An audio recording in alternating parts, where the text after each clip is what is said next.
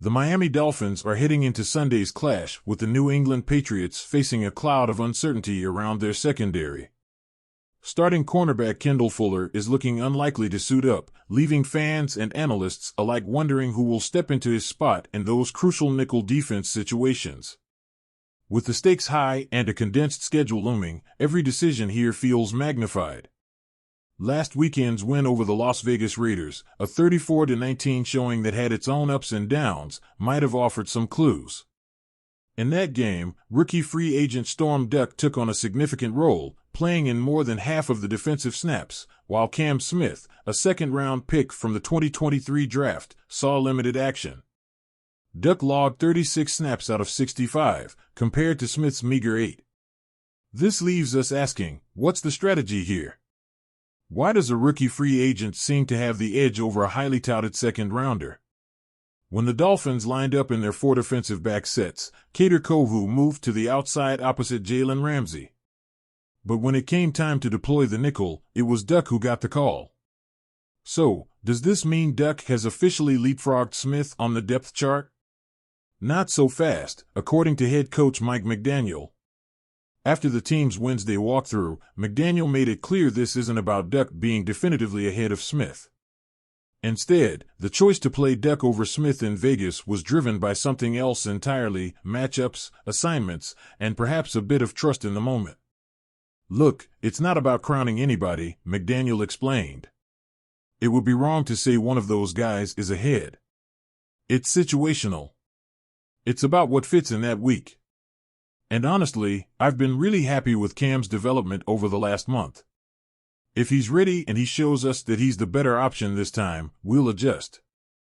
That's a measured response, but it leaves a lot open to interpretation. What's really going on here? Are the Dolphins simply hedging their bets with Duck because of his comfort in certain matchups? Or is Smith struggling to prove he's ready for a larger role? The backdrop to this decision is, of course, Fuller's uncertain status. He's been out for the past 2 games after sustaining his second concussion of the season in Week 9 against the Buffalo Bills.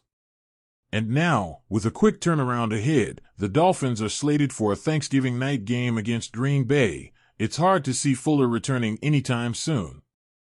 McDaniel himself didn't mince words about Fuller's chances for Sunday, describing his outlook as pessimistic. It's a tough blow for a defense that's been finding its groove lately. And it's a reminder of how delicate these concussion protocols can be. The short week before Thanksgiving only complicates matters, as teams rely almost entirely on walkthrough practices instead of full-speed drills. This means the Dolphins coaching staff will have to make some quick decisions about their secondary rotation, and it might not just be about Sunday's game.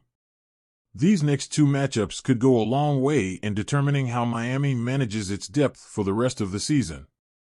And let's not overlook the bigger question: what does this mean for the defense as a whole? Jalen Ramsey's return has been a huge boost, and Kohou has been quietly reliable in his roles. But nickel cornerback is one of those positions that can make or break a defensive game plan. Whether it's Storm Duck, Cam Smith, or someone else, the Dolphins need consistency there, especially with the Patriots bringing a run-heavy approach and the Packers looming with a more balanced attack. Duck, to his credit, has shown flashes of reliability. His first start came back in Week 4 against Tennessee, when Fuller first went down with a concussion. And while he hasn't been perfect, the coaching staff clearly sees something in him, something that earned him significant snaps against the Raiders. But it's impossible to ignore the lack of trust in Smith. Drafted in the 2nd round, he came into the season with expectations that he'd be a contributor sooner rather than later. Yet, here we are in Week 11, and Smith has yet to start a game since coming off injured reserve. What's holding him back? Is it a learning curve, lingering effects from his injury, or simply the fact that Storm Duck is outperforming him in practice and games? McDaniel's optimism about Smith's development is encouraging, but actions speak louder than words. 8 snaps in a game where the secondary was tested isn't exactly a vote of confidence. As for Fuller, his absence is being felt. 2 concussions in a single season is no small matter, and the Dolphins have to tread carefully here. Rushing him back for a short week game against Green Bay would be risky, not just for Fuller's long-term health, but for the team's defensive cohesion. It's not just about getting Fuller back on the field, it's about getting him back in a way that ensures he's ready to contribute at a high level. Meanwhile, the Dolphins can't afford to take their foot off the gas. Sitting at 7-3, they're in a prime position to make a serious playoff push. But every decision, every lineup tweak, every snap counts from here on out. They've got a defense that's steadily improving and an offense that's one of the most explosive in the league. What they can't afford is to have the secondary become a liability, especially in games where the margin for error is razor-thin. The Patriots might not look like a juggernaut on paper, but divisional games are never easy.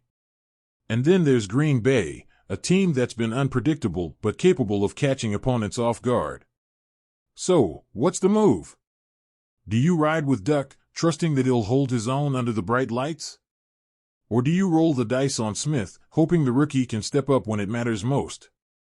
The clock is ticking, and the Dolphins need answers. Because in the NFL, you're only as strong as your weakest link, and right now, the nickel cornerback spot feels like a question mark they can't afford to ignore.